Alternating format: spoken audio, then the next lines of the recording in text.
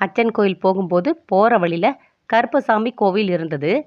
வாங்க பார்க்கலாம். குற்றால நீர்வீழ்ச்சின்னு போர்டு இருக்கும். அங்கே இந்த கோவில் இருக்குது. அச்சன் கோயில் போகும்போது ரைட் சைடில் இருக்கிற இந்த கருப்பசாமியும் அப்படி எதிர்ப்புறம் இருக்கிற கோட்டைவாசல் ஸ்ரீ கருப்பசாமி கருப்பாயி அம்மனையும் கும்பிடலாம். ஐயப்ப சாமியின் காவல் தெய்வமான கருப்பசாமியை நாம் இப்போ கும்பிட போகிறோம். நாம் இந்த கோவிலுக்கு வரும்போதே சூடம், பூ, மாலை, ஊதுபத்தி, சாமிக்கு வேண்டிய எல்லாத்தையும் வாங்கிட்டு வந்துடணும். இங்கே கடை எதுவும் கிடையாது. படிக்கட்டில் கீழே இறங்கி போய் சாமியை கும்பிட்ற மாதிரியாக அமைப்பு இருக்குது.